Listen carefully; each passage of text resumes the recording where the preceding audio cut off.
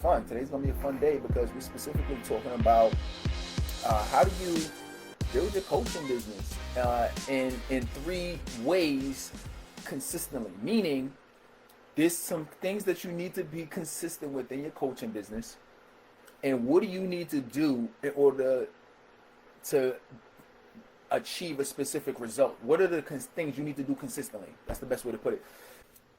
There is a lot of coaches and speakers that I see that are trying to be successful in what we do, but the issue that they're having is they're doing a bunch of random things and they're not being consistent in any one area or a few different areas.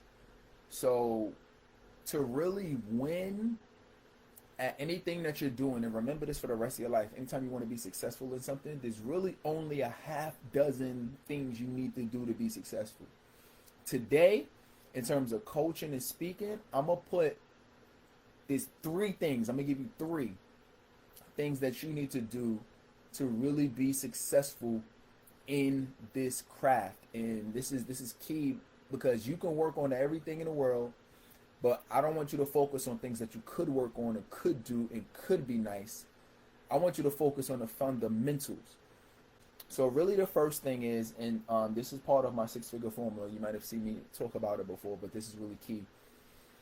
So first thing is you have to get clear on structure. And when I say structure, you have to get clear on and constantly keep working and updating and fixing your structure. Meaning, what are you giving people? What are you offering? What are the deliverables you're getting people? A lot of times I see people who try to start successful coaching businesses, but they don't even have a coaching product. It's not structured in a way that they couldn't even have a cohesive or a clear conversation with somebody. If you ask them what do, they couldn't tell you. If you ask them what do they offer, they couldn't tell you. If you ask them what's the result you're going to help me if I paid for your coaching program, they couldn't help you. They couldn't tell you. If you ask them what kind of support I get if I joined your coaching program, they couldn't tell you. So they have so many holes in what they do that they automatically lose confidence. And especially if they got on the phone with somebody and somebody asks a question, it's not really even an objection. They just asking a question. But somebody asks a question and they get all flustered. So, and the reason is because you haven't set it up properly to where somebody would want to make that investment. Let me give you an example. So I was consulting somebody today, and one of the things that he said was, he's like, yo, every time I'm trying to get people to pay, but he was like, for some reason, like people, they just keep taking my advice. They just keep taking the free advice. I keep coaching people for free. I keep helping people for free. Nobody wants to pay for what I have. And he was getting very frustrated. So what I told him was, I said, well, that used to happen to me. I said, that doesn't happen to me anymore. And I said, the reason that I don't get people who just are coming up to me all day long just to get free advice is because how I position myself, how I come across as an expert, how I come across as confident, and how in the demeanor about how I deliver the information and set up expectations, people know that this is just not a random conversation that we just shooting a breeze and I'm just kind of giving you tips and just kind of just helping you out.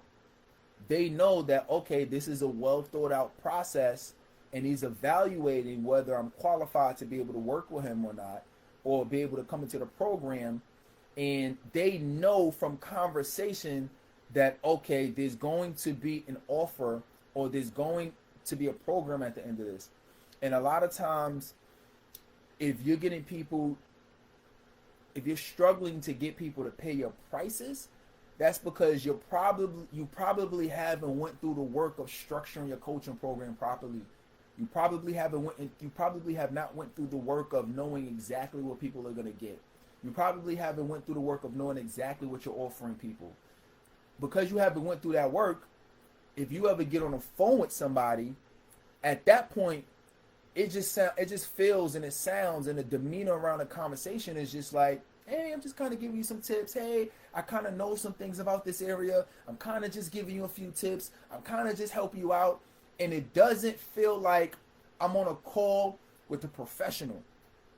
All right, so the second thing we're going to focus on is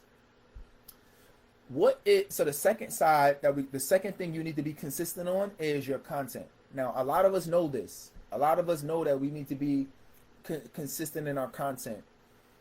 And when we're talking about the content that you put out there, at the end of the day, that is how people are going to discover you online. If you want people to discover you online, it's very key that you focus on how you're putting yourself out there and with the consistency that you're putting yourself out there. People like, yo, I see your following growing. I'm seeing your movement growing, coach. Like, yo, I see it happening right before my eyes. How is it happening? The reason that is happening is because I'm consistent. Every day you see me. Every day I'm posting, right? Every day I'm having conversations. So that's growing my knowledge base. That's growing my coaching skills, my coaching ability.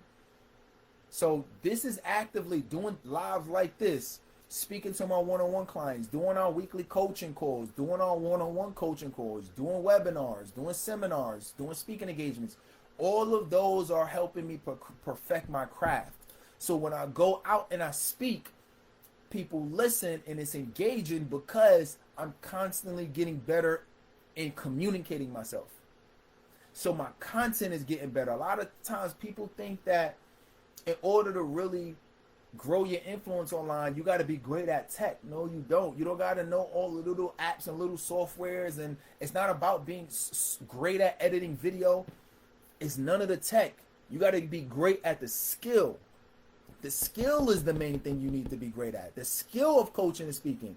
That's the main thing you need. The little tech and the gadgets and this, that, and the third and the filters and how to edit it and the best editing software. And I see so many people get so caught up in all the different little apps and everything. And at the end of the day, you got to be a great communicator. And you got to speak to people in a way that's going to talk to their fears, that's going to talk to their motivations, that's going to talk to the things that they were afraid to speak to people about at night, that talks to their goals, their aspirations, where they want to go in this world. So, and I'm gonna tell you this last thing. All right, and then the last thing is sales. Sales really is gonna come down to really having conversations with people and getting people to buy. Whether that's through a webinar or whether you have a phone conversation with them, you meet them in person. At the end of the day, it's about identifying who are the people who are interested in having conversations with them. That might be through DM.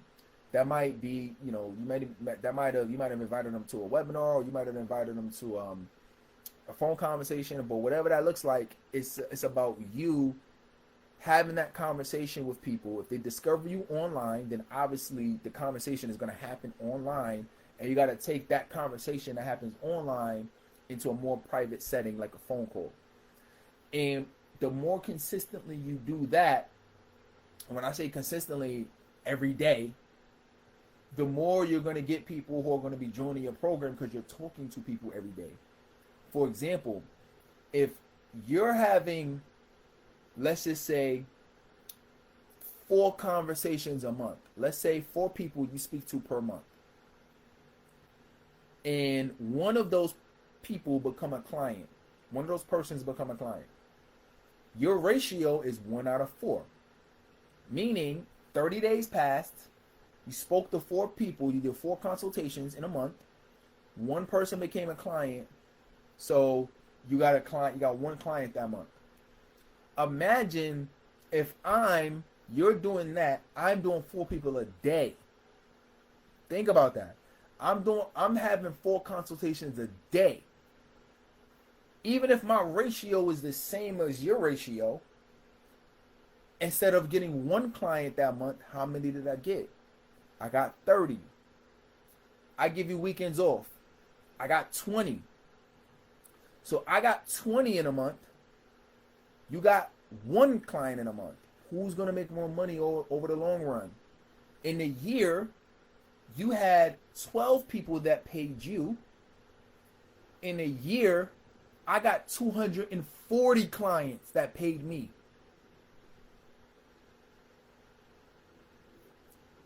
You see the difference? And then it's not just that. Because I'm speaking to more people, my skill development is going to be a lot faster than yours. So because I'm speaking to more people every day, my confidence is going to grow a lot faster.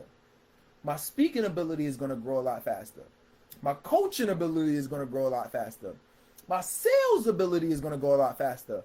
My ability to create content is going to go a lot faster. You feel what I'm saying? My ability to present my program is going to be a lot better.